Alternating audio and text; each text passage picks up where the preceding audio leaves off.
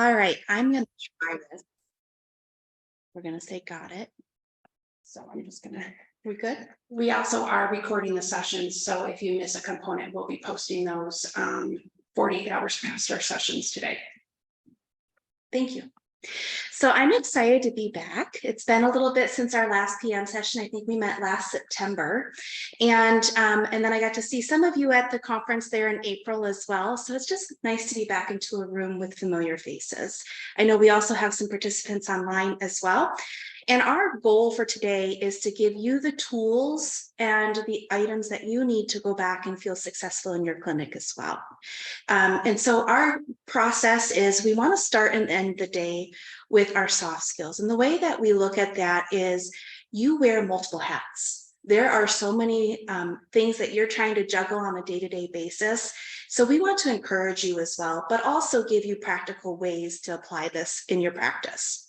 So this first session, we're going to talk about rallying your team and what does it mean to be a good leader. I don't know. I'll try it. There we go. We'll get all the bugs worked out. We're all good. So we're going to talk about overall leadership skills and then review what it means to build a team and to have a collaborative mindset. Now in this room, obviously I can't see hands online, but if you wouldn't mind when I say your job title, raising your hand, just so I have an idea of who we're speaking to.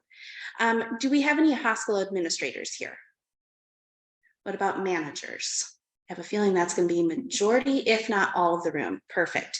Do we have any providers? Sometimes we have managers that double as provider as well. Clinical support staff, reception. I saw the little hand in the corner over there.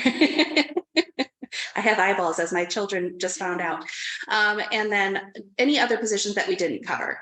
I think pretty much across the board, we have managers within the facility as well, or within our conference today.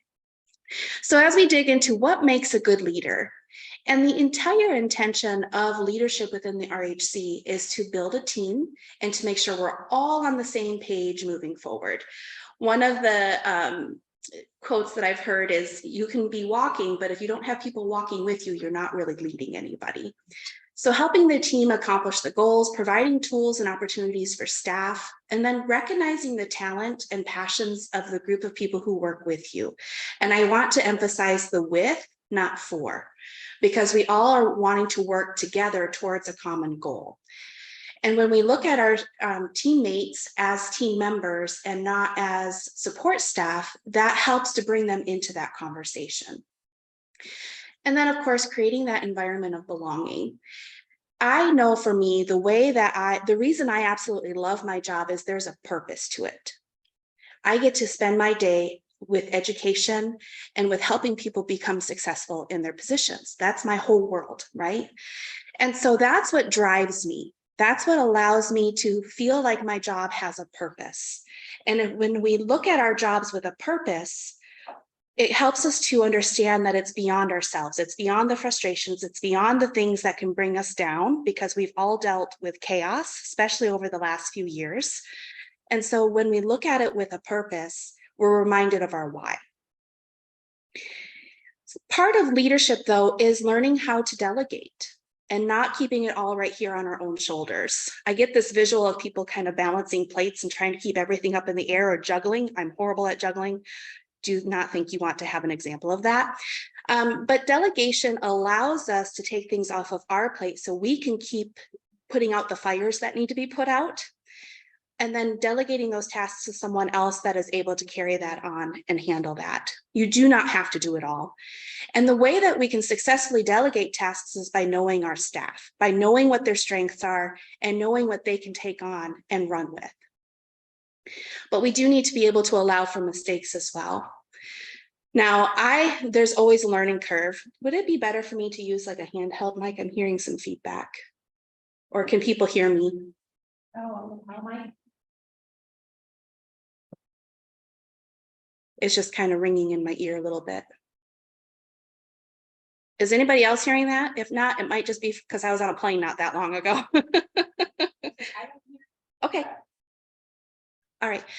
So anyway, allowing for mistakes, there's always going to be a learning curve within tasks, right? And so when we are delegating our tasks onto our team members, giving them space to ask questions, to make mistakes, and to have that corrective time frame gives them space to grow in their work as well, and doesn't bring it back onto our plate. Because if we don't allow for space to learn and to grow, then everything comes back on us again. But the big thing also within the team is making sure that we're allowing for mistakes, but also validating when jobs are done well. Now, I know that when I am given kudos at work, it just kind of lifts my day. It's like a cup of coffee. It gives you that shot of energy. And so we want to make sure that when we're with our team members, that we're also giving them that access as well, that we're validating them when they do a great job, because then it gives us that money in our pocket, if you will, when we have to come back around and correct mistakes, because they know it's not just all negative. We've taken the opportunities to praise them when they do something well. And then when we come back and have to correct something, we've already built that rapport with them. Now, accountability, sometimes this term can get us in trouble because we do have part of leadership is holding people to the expectation that we've given them, right? And there is a place within the RHC world where accountability is necessary. One of the things that Julie and I talk about, especially in the physical plant, is if everyone is assigned to a space, then no one is assigned to the space. And having accountability and knowing who's responsible and who's got the ball really helps to keep the clinic moving forward in a successful way. We do have some monitoring that we have to do as a leader, making sure that the tasks are getting done in the way that we expect.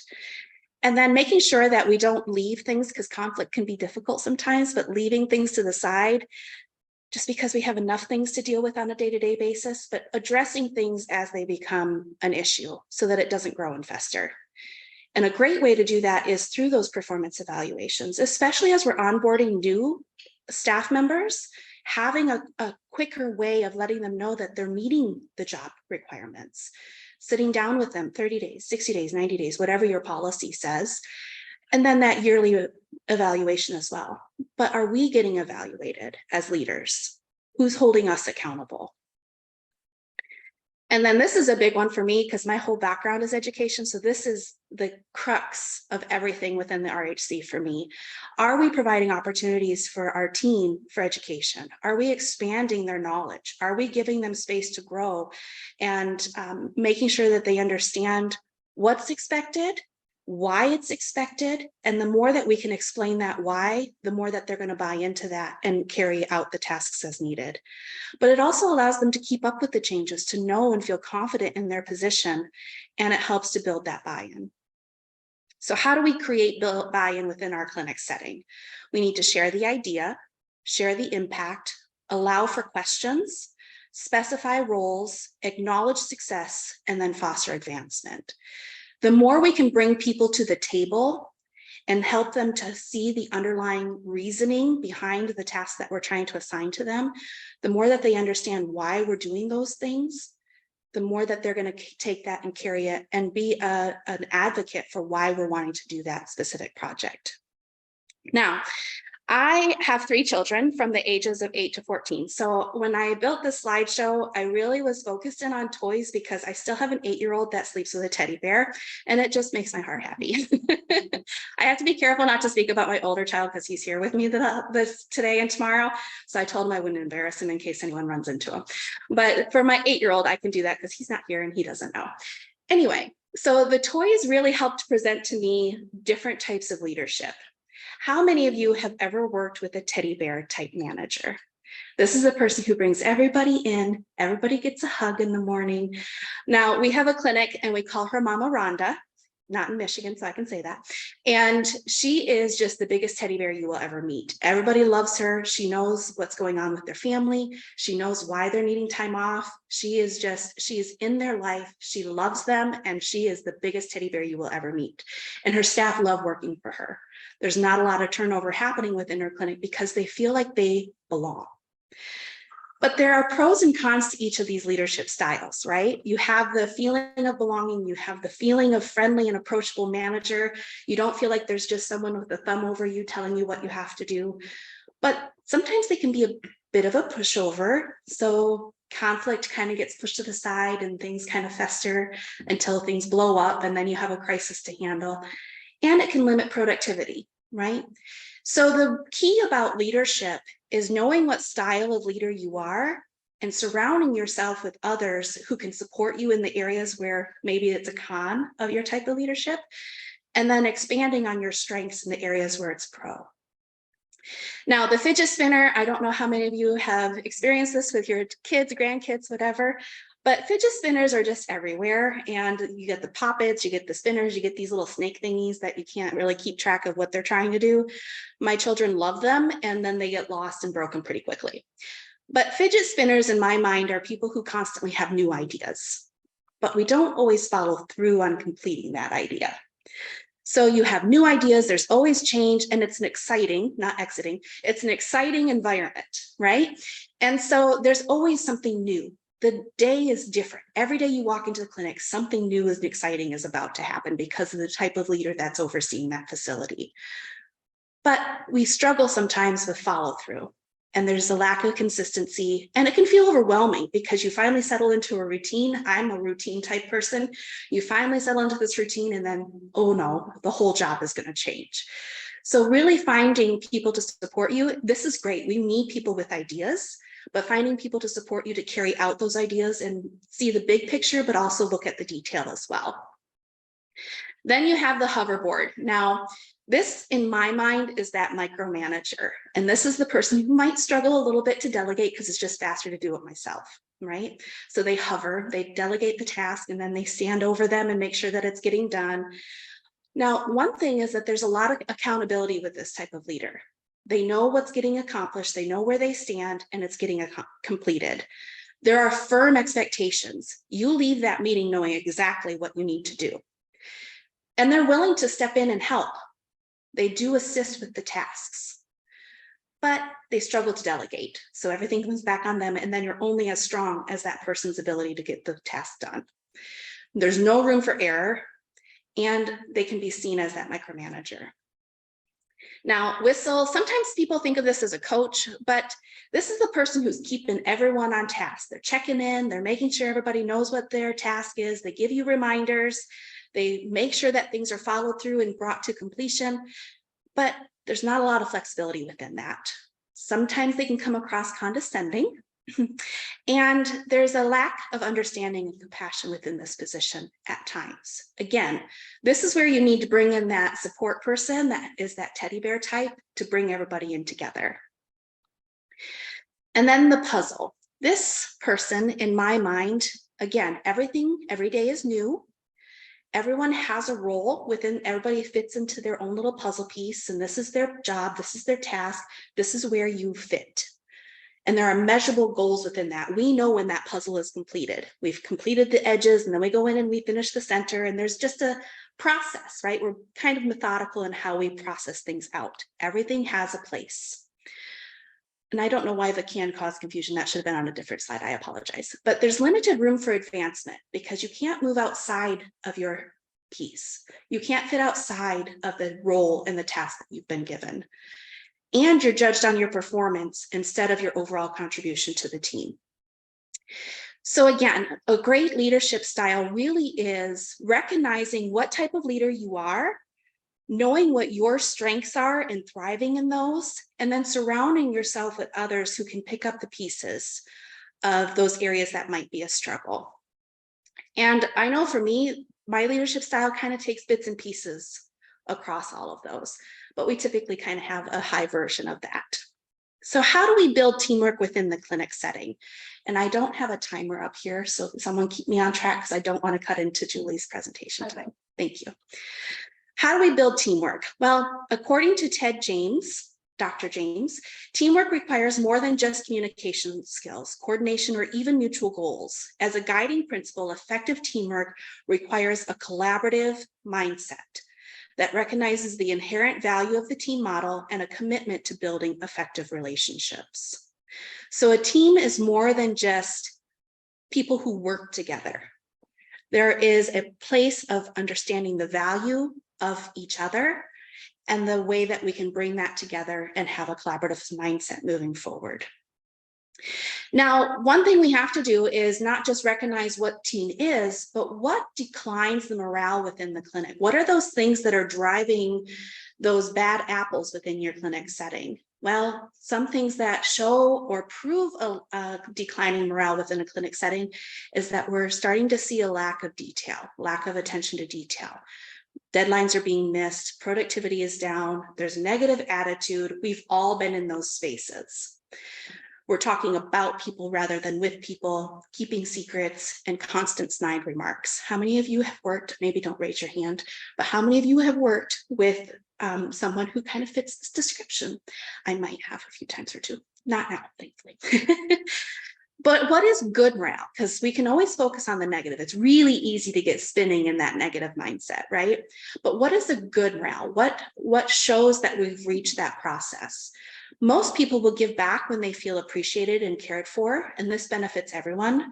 And people don't know how much you care until they know how, or don't care how much you know until they know how much you care. And that's John C. Maxwell. I got that quote from Julie. Thank you. So there is a culture of quiet quitting. How many of you have heard this term before? The idea of they have walked out your doors before their feet have officially left. They are doing the bare minimum. They are just doing enough to get by, and they are quiet quitting. Some look at it as a setting of boundaries. We've worked so hard, we've become workaholics, and so they're finally recognizing that their worth is more than that, and they're setting boundaries. My work life is my work life, my home life is my home life, and never the two shall meet. So some look at quiet quitting as setting boundaries. Some also view it as doing the bare minimum required to keep the job. And I'll let you kind of filter that in your own mind of how you view quiet quitting. So ways that we can recognize that within the clinic setting is, are our staff members helping each other to get the jobs accomplished? Are we stepping in when a receptionist calls out and someone comes in and helps cover that position for the day? Are we offering to assist someone that needs to get some charting done so that they can run and help with a patient? Where are we working? How are we working together to get the job completed? Do we have a team environment? Does the management set clear expectations? Do I know what's going to get me hired and fired within my position? Are staff roles clearly defined? And do people feel empowered to do their jobs and offer solutions? Now, I want to kind of focus on that offer solutions piece, because a lot of times we keep our heads down, we sit down, we do our job, we clock in, we clock out, we go home, which is fine, we're doing our job, but are we giving people opportunity to speak into what they're recognizing within their position as an issue? Because they're the ones that are dealing with it all day, every day. And are we giving them opportunities? Do they feel like they have the opportunity to offer solutions? Are we giving space to have that communication and that conversation? And then as managers, one of the questions that I would ask is, are we keeping our word? Are the things that we have said to our staff members coming to fruition? Are we keeping what we've committed to with how they are working within the clinic setting? Some of the reasons people work into quiet quitting is that there's a lack of trust or respect. Maybe they feel underpaid. There's a poor clinic culture. There's a feeling of being overworked and underappreciated. I mean, how many of us have worked understaffed for the last 3 years or more? And then sometimes it's a bad manager. And knowing that just because they have that position does not automatically give them leadership, does not mean people see them as a leader just because they have that position title. And so working through who we put into those positions, that they understand how to bring everybody together and to get the task done, but also that they're not to the point of being friends with everybody, because that doesn't get us anywhere. But also working through what is needing to be accomplished. Are we delegating? Are we holding accountability? And are we offering education to our staff? Team members must all play some vital part of the work. Again, finding purpose within our position. Everybody has a role. Everybody has value. We need to be united in purpose and goals. And then great teams exhibit sincerity, transparency, and vulnerability. And team members need to be in the right position. Now, I do have a clinic that this lady had been working at the facility for a long time, probably 14, 15 years, and the manager retired. And so they brought this person in and put her in the manager role. She was a great lady. She knew her job when she was working as a clinical support staff. But when she moved into the manager position, she was afraid of losing all of her friends. And so it was hard for her to step into that leadership role and bring in that accountability that's necessary for leadership. So we had some conversations, and thankfully she had a teachable spirit, if you will, where she was willing to step back, see those pros and cons of her personality, and really step into education of what it means to be a manager at the facility, what is the expectation within that, so that she could carry that out and hold her staff members accountable. But sometimes we have to remove the bad apples. If we leave an apple in that bunch, it's going to rot the whole team. There are times that we have to step in and take action and remove a bad apple. We have to identify those who are kind of the ringleaders, those ones that are kind of behind the scenes and instigating everything. We have to be able to identify that and then address it. You need to address it first one-on-one, because we want to praise in front of everybody, but we also need to correct one-on-one to give them that respect. And then if it continues, making sure that we're documenting it, setting the clear expectations, and monitoring if that is improving. Otherwise, again, it may come to the point where there needs to be removing. But how do we get that collaborative mindset? It all comes down to respect. If we respect one another, if we see everybody as level within the clinic space, it allows us to grow and to create that collaborative mindset where they feel the opportunity to offer solutions, where they feel the opportunity to share struggles and to share things that need to be corrected that the managers might not see because they're not dealing with it on a day-to-day basis.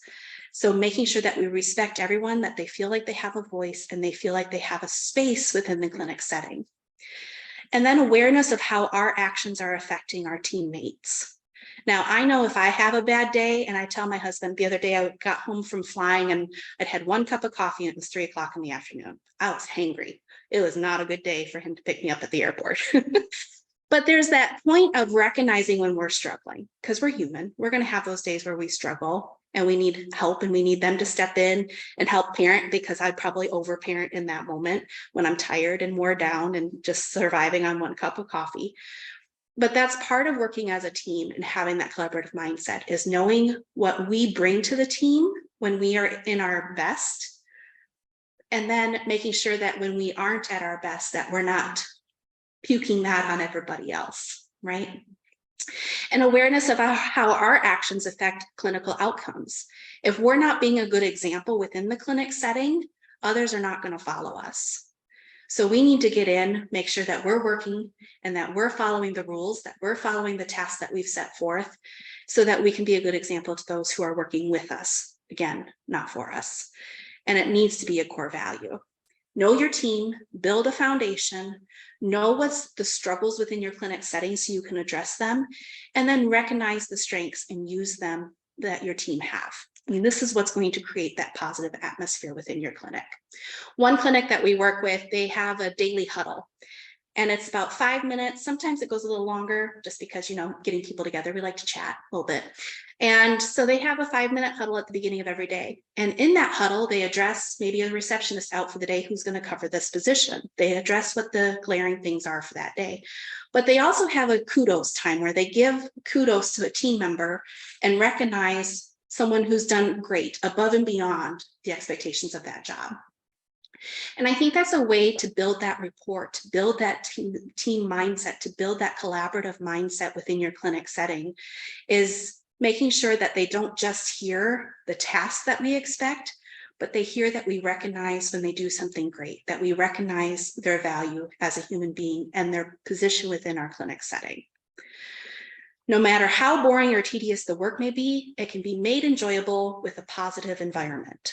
No matter how satisfying the work may be, it can be made miserable with a hostile environment. So making sure that what we are creating within our clinic makes sense, that people want to be there, they want to work with us, and that we're accomplishing the collaborative mindset within our facilities. Any questions on this? We're going to dive into the next presentation. I know Julie's back here. I don't know how we want to do that. I'll let Ms. Jill come up. Thank you.